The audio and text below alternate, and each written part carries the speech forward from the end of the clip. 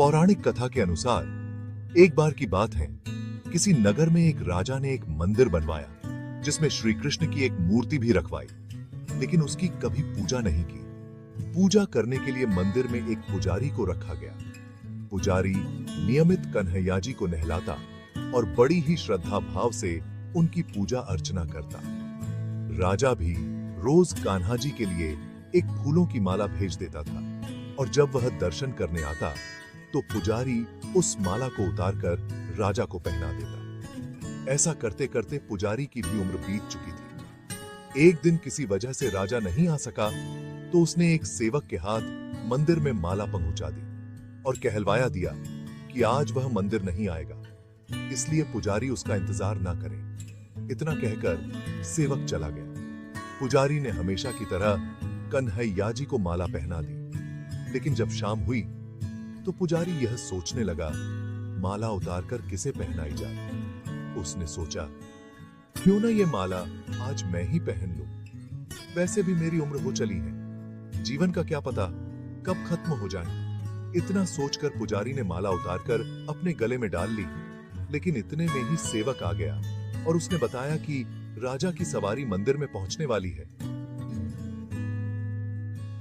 राजा की सवारी आने की बात जब पुजारी ने सुनी तो वह डर गया। उसने सोचा कि अगर राजा ने उसे देख लिया तो वह तो मरवा ही डालेंगे।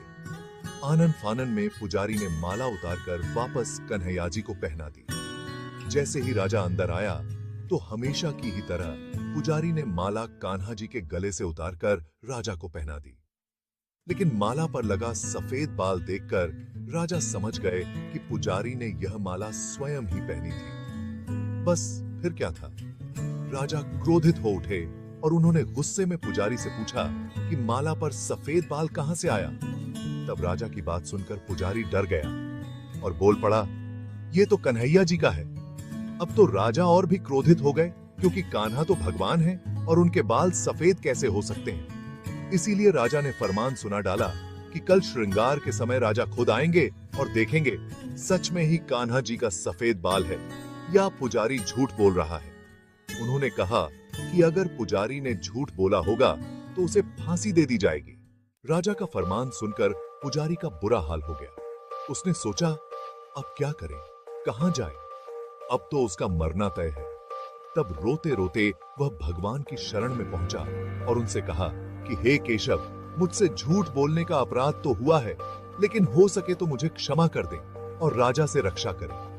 पुजारी ने कहा कि हे माधव, आपकी सेवा करते करते करते मैं वृद्ध हो चुका हूं, अब आप मुझे माफ कर दीजिए, ऐसी गलती दोबारा नहीं होगी। यही कहते कहते पुजारी की न जाने कब आंख लग गई और उसकी आंख तब खुली जब सुबह हो चुकी थी। उधर सुबह होते ही राजा भी आ गया और कहने लगा, आज कान्हा जी का श्रृंगार वह खुद करेगा।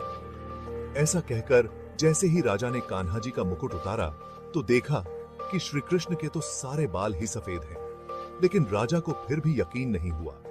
उसे लगा कि फांसी के डर से पुजारी ने ही बालों को रंग दिया होगा।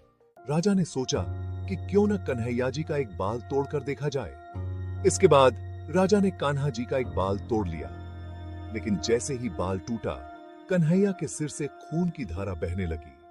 यह देखकर राजा भगवान के चरणों में गिरकर माफी मांगने लगा।